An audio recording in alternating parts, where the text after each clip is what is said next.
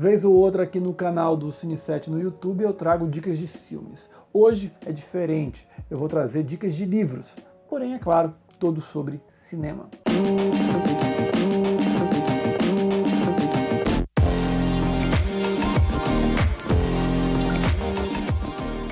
A primeira dica de livro é esse aqui, O Olhar do Cineasta, do escritor Gustavo Mercado. Ele aqui é muito interessante para quem quer se aventurando em fazer cinema, seja como diretor ou diretor de fotografia. Para essas duas áreas cai como uma luva. É um livro extremamente didático, ele usa muitas imagens de filmes consagrados, filmes recentes do cinema mundial, para explicar todos os tipos de planos existentes no cinema.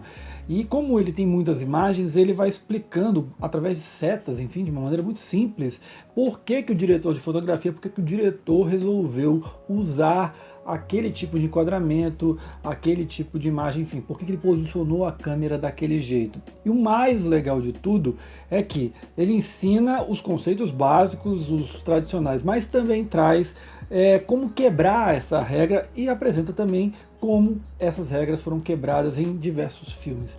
É um livro muito bom e que, para quem está fazendo cinema, é imperdível. A minha segunda dica de livro foi escrito por um dos diretores fundamentais da nova Hollywood e que fez um clássico do cinema chamado A Última Sessão de Cinema.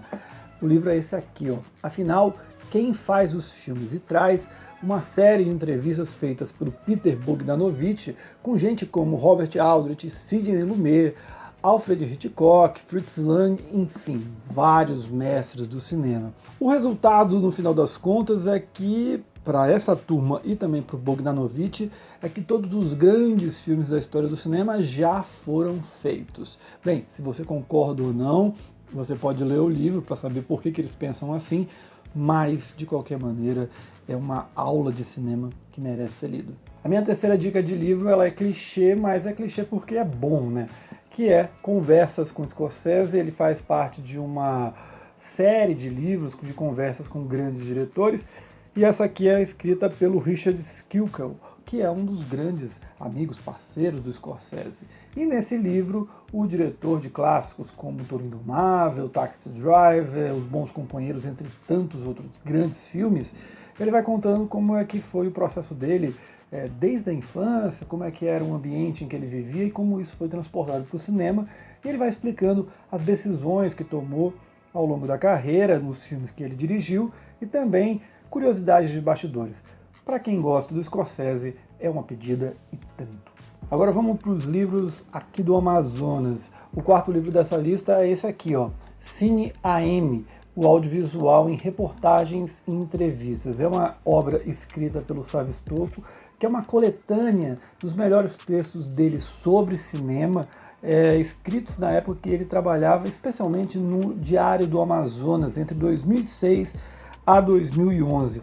O livro ele é bem interessante, reúne reportagens sobre a história do cinema amazonense. Você pode ver aqui, por exemplo, matérias especiais sobre os 40 anos da morte do Silvino Santos, um perfil da Celda Vale da Costa, uma das maiores pesquisadores sobre cinema no Amazonas. Tem também reportagens sobre os festivais que aconteceram naquela época de 2006, 2011, então tem bastante coisa do Amazonas Film Festival. Tem também entrevistas com nomes importantes do cinema local, do cinema nacional. Selton Mello é um deles, e no final tem 3 resenhas de filmes. Ou seja, é um material muito vasto, muito interessante e escrito por um dos caras mais legais aqui do Amazonas e um grande conhecedor de cinema, que é o Sávio Stocco. Se você não conhece, vale a pena descobrir esse talento que é o Sávio. Antes da última dica, eu peço para você se inscrever aqui no nosso canal no YouTube. É youtube.com/cine7am, é só clicar no quadradinho do lado. Toda sexta-feira, a partir das 10 horas da manhã, tem vídeo novo. A tônica da descontinuidade, cinema e política no Amazonas na década de 70 é a quinta dica desse videocast. O livro foi escrito pelo professor universitário, infelizmente já falecido, Narciso Lobo, e traz a história do cinema aqui no Amazonas.